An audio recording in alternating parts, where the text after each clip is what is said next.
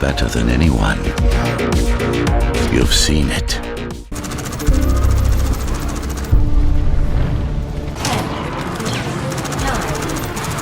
9, 8, ignition sequence starts. Before the big game reveals happen at Gamescom, 2 new awesome projects have been announced and they actually look very interesting. First one is Ghostrunner, a new cyberpunk parkour combat game coming to PS4, Xbox One and PC in summer of 2020. It seems the parkour fighting games is a genre that's fading away, but I've been in love with almost every game like these, from Mirror Edge, Dishonored, Titanfall to Dying Light. The parkour elements fits perfectly in brutal games. Here's the description of Ghostrunner. Enter an intense cyberpunk world and experience fierce, dynamic combat. Conquer your enemies in the physical world and in cyberspace. Hunt for answers in humanity's last remaining shelter. Ascend humanity's last remaining shelter, a great tower city.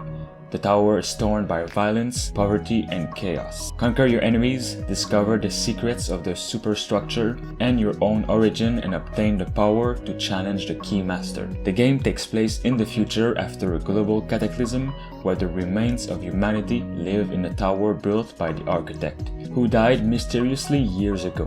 Everyone knows the truth, no one says it aloud. The world ruled by the Keymaster is harsh. A person's worth depends on the category of implants they have, defining their whole lives. If you weren't lucky enough to get a good life, there is nothing you can do.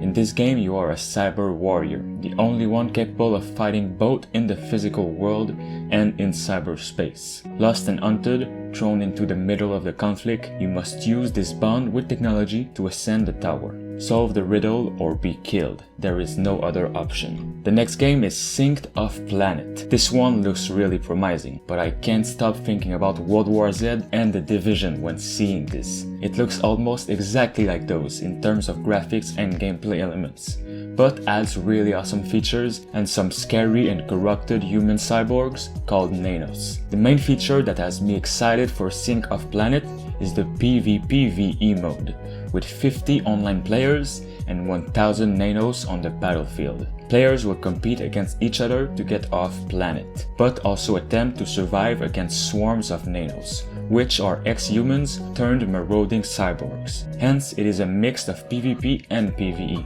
Off-planet probably means escaping to the Ark shuttle. Even though there is PvP, the main aim of the game is to collect resources and build a shelter to yourself and your team. Then players have to save survivors and train them to survive. They will then find a ship, finding off other players to get off the planet. For a game that's taking a lot of stuff from other games, it actually looks really ambitious. You'll also be able to guide the nanos enemy to attack other players, so you're the one surviving. So you'll need to capture the ship shuttle.